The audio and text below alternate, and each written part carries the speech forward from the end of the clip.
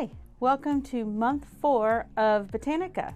This month we're doing big blooms, and this one was by far one of my favorite blocks of all of them because I basically turned the fabric to look more like what I wanted it to look like in this one. So this one's one of my funnest ones, and I hope you enjoy it. Today we're not only doing stitch and flip, but we'll also be doing some satin stitching. So now I've got all my supplies together. It's the same stuff that we've used every month, except for this month we're going to be adding in water soluble topping. So right now I'm going to go ahead and get ready, and we'll get started on constructing this block. So as you can see, I've already pulled up my design. As I've mentioned in every video, you stay with the same letter size. So in these demo videos, I'm doing size C, so I've got size C pulled up already. I don't need to make any changes at all to the layout, so we're just going to go straight into machine embroidery and get started. So just as we do in all of the other ones, the very first step is for getting down the batting.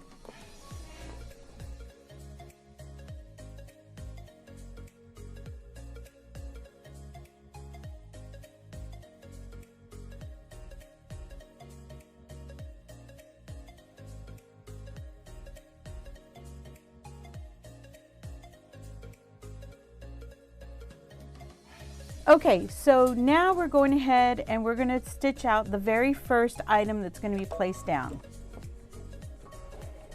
All right, so as you can see here, we've done the batting and we trimmed away the excess, and I've already stitched out the very first piece that's going to be going down. So on this particular big bloom block, I have one already done, and it is right here. So for reference, this first piece is this one right here. I have the fabric, and on this one we're not using the stitch and flip, we're just laying it down and it's going to stitch it out. And we have to make sure, because we have two edges, that we leave that 1/2 inch margin at a minimum seam allowance so that when we trim this away. So when I did this block, I wanted to make sure I had a bloom centered right on it, but of course I had to make sure I had enough excess around the edges. So on this one, I think this bloom is the best one. So I lay it down, and I can kind of use my fingers to feel around where those edges are at to make sure I'm covering up all of that area, and I have plenty of extra on the edges before I stitch down. So I think I'm pretty good to go. So now I'm going to stitch this first fabric down for this block. And a lot of times you'll find me kind of putting my hands here just whenever it does that first stitch so that it doesn't move around on me.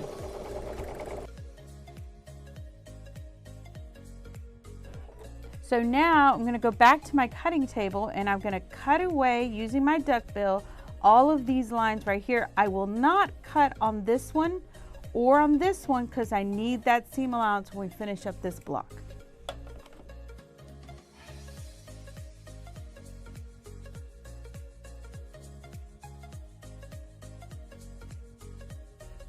So one of the questions I got from our students is, how do you know when it's just going to be overlaid and stitched out versus using the stitch and flip method? Well, we kind of already know whenever we look at our embroidery files that the first time it's going to stitch out is going to outline the area. Now, if I look at my machine, I see the next stitch out will be just a line, and that's my indicator I'll be using the stitch and flip method. If the next stitch was just an outline of the same stitch, that's when I know I'm just using the overlay method. So I hope that kind of helps. Now, since my next stitch is just this line, I know I'm going to have to get enough black fabric where it's going to stitch it down here, and I'll be flipping it over to cover this area. So let me get that real quick. Also, if you're not very comfortable or you keep missing out and you're like, I didn't put down enough fabric, I always recommend you use very large pieces when you're doing the stitch and flip method. It's better to trim away than to have it tacked down and it's not enough fabric. So I can tell here clearly I have plenty of fabric that I know when I flip this over, it's going to cover all of it, because we don't want to have to redo that.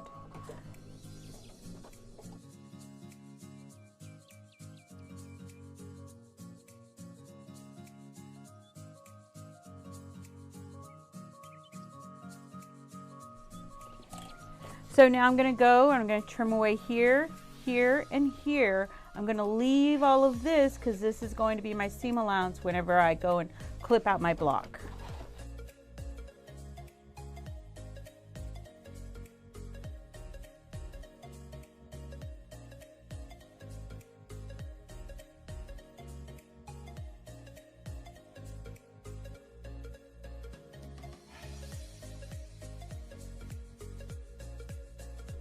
So again, I'm going to clip from here and from here and from here and come back and keep doing the next steps.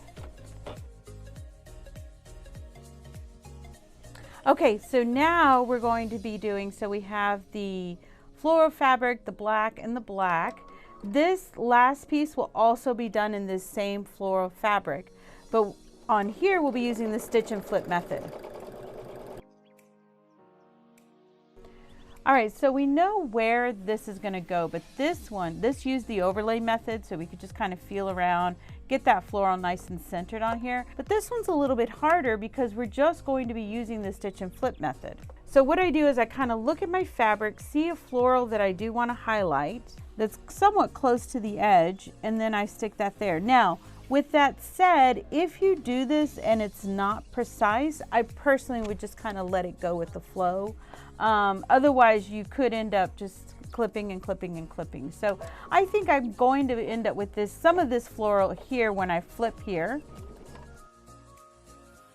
So now I'm going to flip it over, and yes, I got that floral right where I wanted it. And I still have plenty for my seam allowance on these edges. So now we're going to stitch this down.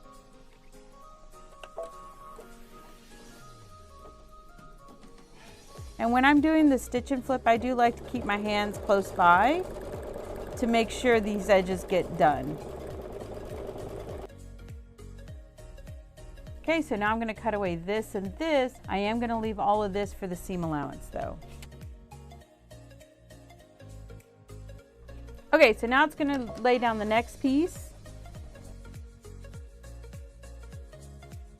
So this particular one, like I mentioned, is whenever it stitches out the placement, but then it comes back and it has that same shape for the very next stitch, that's how you know you're going to use the overlay method instead of the stitch and flip method. So this fabric has these lines. What I did was I used this as kind of a parallel line, and I matched up these lines.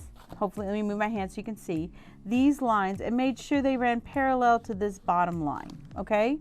And what this did is it gave an angle to these lines for when I was stitching out this piece to make them look like they were leaves. So we're using the overlay method on this piece, which means when I go to my cutting table, I'm going to have to trim away on all sides of this piece. And as you can see, I made sure too that my lines are running parallel to this bottom line.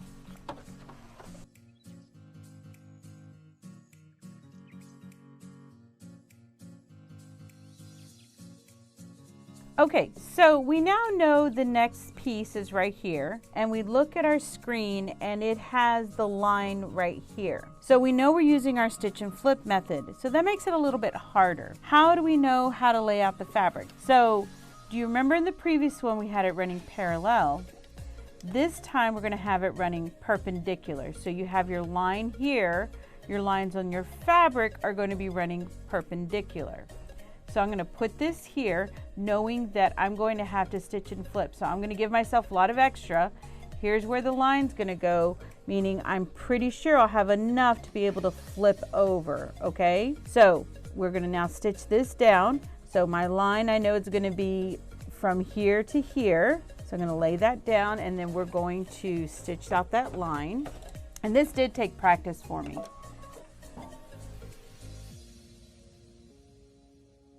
So remember, we only need 1/4 of an inch beyond that line. So I'm going to go and quickly trim off this extra fabric that I have there because I don't need it. And we don't want to use more than 1/4 of an inch. Now I'm going to flip it, and I can already see I have the effect that I want, with the lines coming downward on this leaf to give it more of a leaf effect. So I flipped my fabric after I cut off that excess, and now I'm going to stitch it out. And now I'm going to trim away this excess. Now, one of the issues I heard from students was that they had to trim very, very close to the fabric. Otherwise, it would show up in the satin stitching we'll be doing in the future and later on in this block. So when you're stitching, I want you to make sure you're using your duckbill scissors and you're getting as close as you can. So because these have satin stitching that are going to go over it, I'm going to take the time to show you how to really use duckbills to get in there tight. You'll want to use a smaller blade if you have one, because there's a little bit of tighter turns here. Make sure the duckbill part is under the fabric and push it up to those stitches, okay? Notice here, I even clipped some of the thread that's on there. That is okay. The idea is for it to mostly be on and not be loose. So you can see, and I don't know if the camera can capture that, I'm actually cutting some of the thread accidentally. Again, there's enough thread remaining to secure it to the block. But you do want to take the time to get in as tight as you can to these two lines right here. Okay? All right, let's continue on. This is exactly like the other one, the other leaf we just did. The very first one is an overlay and the next one's a stitch and flip. So this one we're running parallel to that bottom line.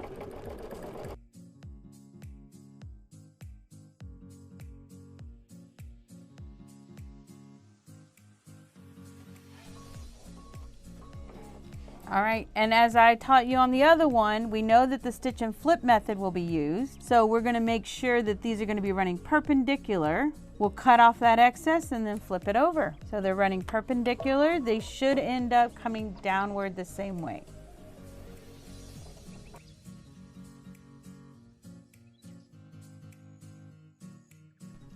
And I can see that it did do that effect that I wanted. And look, here I want you to see I cut so close it actually came out from a stitching. I'm okay with that. I'm not going to go and redo that stitching.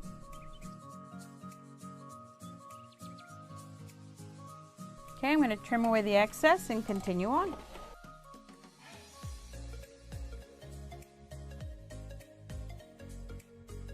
Okay, this one uses the overlay method. There's nothing fancy to this fabric. It's just, oh, I used the wrong fabric. I do apologize.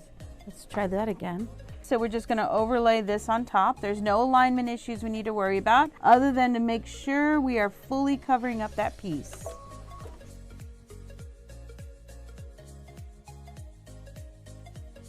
Okay, I'm going to trim this away before we do the next segment.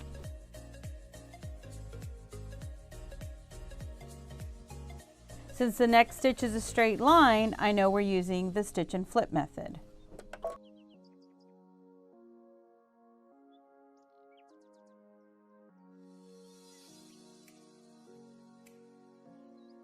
Now I'm going to cut off this excess before we do our last two pieces.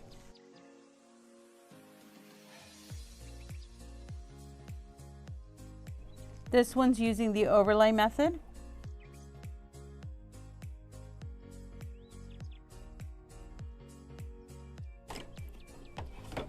So I'm going to trim up here and here. You'll notice I got real close here, but it's okay because this is all going to get cut off. I'm going to leave here and here because we're back to the outer edges of our block where we need a lot of seam allowance. One thing I want to show you real quick is remember how this lower area, the thread had gotten clipped off, and so this was kind of flapping up. Well, now it's secured down, and really the only place it's unsecured is right here. Still not concerned about it, so that's still going to work out just fine because we are going to go over this with the satin stitch. But this is ready, so let's go back and continue on.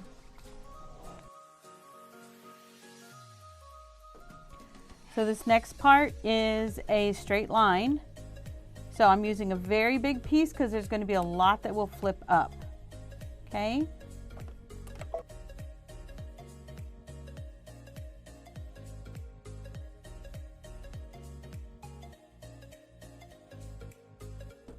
Okay, so now I'm going to trim off this, and then we're going to actually start the satin stitching. So we're going to do one other change as well over here at the cutting table. Okay, so my block is done, and now it's time for us to do the satin stitching. On here I've had a few trims, so I want to clean it up, and all I'm doing is laying down blue tape. Any lint roller you have at home will do this same effect, but I want this as clean as possible of any fray threads that could be around, okay? So you can see it kind of cleaned it up pretty well. The next thing I'm going to do too is I'm also going to cut off some water soluble topping. And what this will do too is kind of help give us a nice clean satin finish. You don't need a lot, you just need enough to just cover the block where we're about to do the satin stitching. In addition, in previous videos we've used some of our embroidery threads. I actually am going to use for the satin stitching on this one the same exact colors. It helps bring continuity whenever we put all of the blocks together into the single quilt. We're using a color palette that's uniform. So I have my 4 colors we've used in other blocks. I've cleaned it up as much as I could of straight cut threads, and now I have a water soluble topping on top. So now let's get started with the satin stitching part of this block.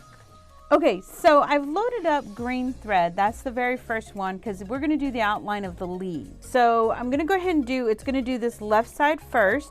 When I first start stitching out, I just hold down the water soluble topping just to make sure it doesn't really flip around.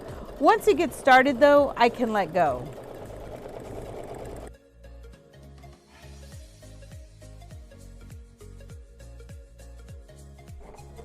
Now your machine may tell you to change to a different color green. No, I want to use the same color green around both of these leaves, so I'm going to continue on.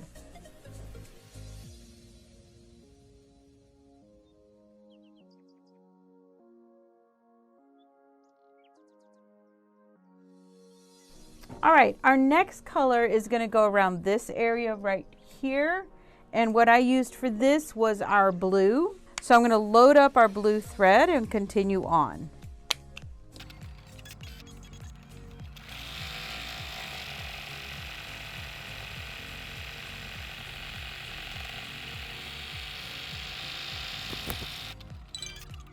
Okay, so next it wants to work on the other leaf, so I'm going to have to change again back to the green thread.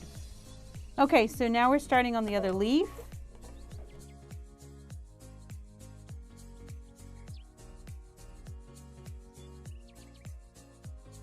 Now it's doing the other side. We're going to use that same color green.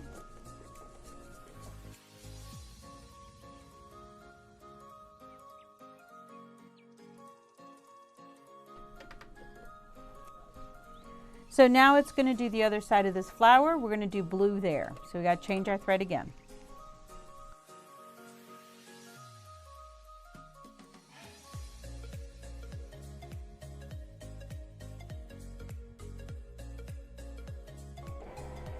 The next satin stitch will be here, and for that I used our hot pink.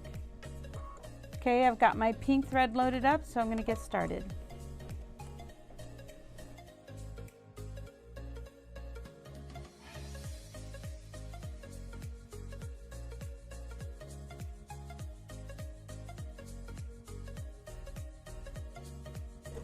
The next line will be here, and it's also hot pink, so I'm just going to keep going on.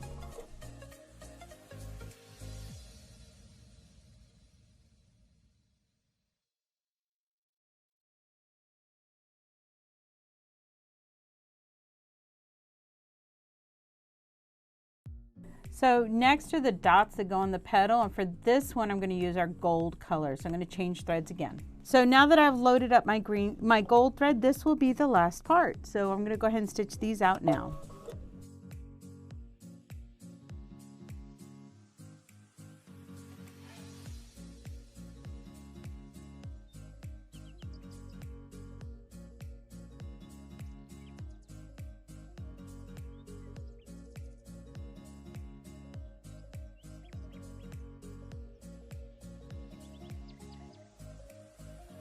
So I've removed the block from the hoop and now we have it here. So the first thing I'm going to do is I'm going to go ahead and cut off that 1/2 inch seam allowance that we always are saving on the outside. So that's the first thing I'm going to do. So we've cut off that corner. Let me cut off the other corner. Remember, we're going to keep that 1/2 inch seam allowance. Remember, I've used neon thread so you guys can easily see where all of the stitch lines are at. And I still have on that water soluble topping and the paper stabilizer. So now we need to take off this water soluble topping. There are a couple ways to do this. One of the things is that if you've used a thin one, it should just tear off very easily. But if it doesn't tear off this easily, make sure you use some spray water. You're going to spray it real quick, some bottled water, and then take this off. What you don't want to do is, what you can't see at home is I'm very gently pulling this off. What you don't want is to pull, because if you pull, you can ruin your embroidery stitches. So here, my water soluble topper is very thin, and I'm able to just kind of take these off. And it, like, my fingernails can't get to that one. So you'll notice I have my tweezers here, and I just pull it up very gently. And if you're not able to do it gently, you're going to want to go ahead and give it a little spray so that it all comes off. Okay, but here it's all coming off rather easily. All right, so we got all that off. I want to take a moment and show you a mistake. I think these are always good learning, teaching moments too. A lot of people tell me, okay, my needle on this one is already getting a little bit old. And what is one of the ways you know your needle is getting old? If you'll notice here, I have a lot of runs in my fabric. Do you see that here? It's very faint lines. Do you see those? There's one right here. Here's one, here's one. This is an indication that my needle is bad. So I'm going to change the needle on my machine. Now, will I redo, you see some of them here. Will I redo the entire block? No. I mean, this is something that, you know, only us discerning people look out for. But I think it's really important to show people, hey, look, here's an indicator that my needle is bad. It may sound fine going in and out of the fabric, but these runs in the fabric are telltale signs that you've got a dull needle and it's breaking the threads and pulling them. All right. So once you've done that, you can also remove all of the back paper stabilizer that you're using. The most you can remove, the best. So I would just sit down with a good Netflix episode and remove all of these, and you'll have a whole bunch of torn paper. Now let's talk about pressing. This particular block has satin stitching on it, which means if I were to go over here and just hit it with an iron, I will actually end up melting these stitches. So a lot of times what we tell people is to press from the back. That is okay. But the other thing you can do is just using a pressing cloth or any kind of cloth to kind of act as a barrier to pressing over on the top. But I would use a medium heat iron. I would not use a high heat iron to make sure you can get that pressing in, but you don't end up melting these threads. So that's my last tip on this one. When you're pressing, take that extra care that you put something over on top. And that is it. That is our Big Bloom block of the month, and I hope you enjoy it. You'll be making 4 of these, and it will be in the bottom right-hand corner of your quilt. All right, we'll see you in the next episode.